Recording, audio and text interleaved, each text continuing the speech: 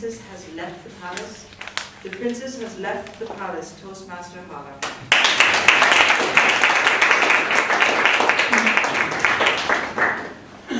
The sheltered, quiet, and shy princess tiptoed to the window of her palace. She gazed outside, wondering and thinking, is there more to life than her own world? She took off her crown and stared at its beautiful jewels. What does it mean to be the princess of her own world? Does it really mean anything? Or is it just a self-imposed illusion? She turned around to look at the pictures by her bed. A picture of her friends, a picture of her graduation, and a picture of her acceptance letter into university. She smiled and thought, it is time to leave the palace and go outside to the world and experience it for what it is. A world where not everything is what she expected or imagined it to be. Fellow Toastmasters, honorable judges, and most welcome guests, good evening. Good evening. We all have that princess or prince inside of us, that we rule our own worlds, that we are the ultimate and best image of ourselves. But what happens when imagination and reality collide? What about those hard and cold truths? You see, our princess on this particular journey learned those truths the hard way. And what she didn't realize is that the minute that she left the palace, she will not be the same princess again. When she left the palace, she imagined an event of meeting people from all around the world, people that offer a kind smile and an easy hand of friendship. So she was exhilarated and excited for what was yet to come.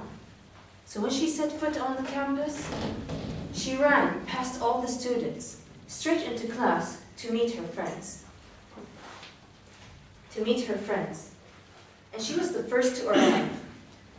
When she arrived, she sat down to the middle row, waiting for them eagerly. Slowly, one by one, the students came. And as the students slowly sat down, the chairs around her remained empty. That's when she realized that she was not just the only Bahraini there, not just the only Arab girl there, but also the only veiled girl there.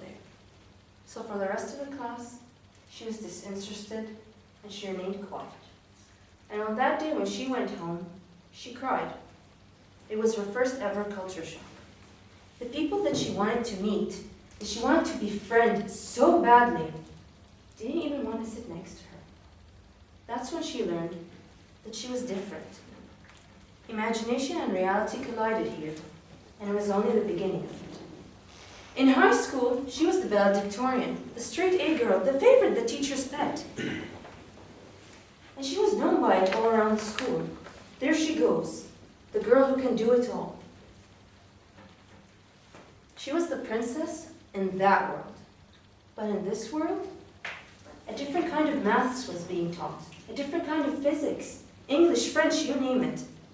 What usually took her a few hours to complete or study for, now took her forever to complete. And she had to work hard, really hard for it, just like everyone else. She was not at all prepared for this.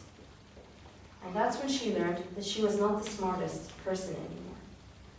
But this time, she had to deal with it. And dealing with it meant that she had to step outside of her comfort zone and face the world and what life throws at her.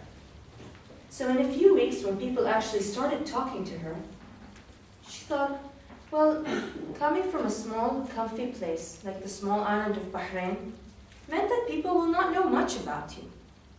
So when they actually started talking to her, they came with strange questions. So is Bahrain in Dubai? How big is your tent? How many oil fields do you have in your backyard? Do you go to school on camels and magic carpets? Why are you veiled? Are you even allowed to study here, or did you have to run away? She was faced by questions she knew the answers to. Or at least, I thought I did. I thought I knew how to answer these questions. Maybe I know how to answer them in Arabic, but certainly not in English. Not even in a way to make the other person understand about my culture, about me, or about who I am. I lacked the eloquency of a professor and the persuasiveness of a politician. And it took me 3 long years to get over this inner conflict and finally accept who I am, and what my culture is about, what my values are, and where I'm from. Now I know what the world is really about, and I accept it. But with that acceptance came about a new kind of freedom. The freedom to love yourself for who you are.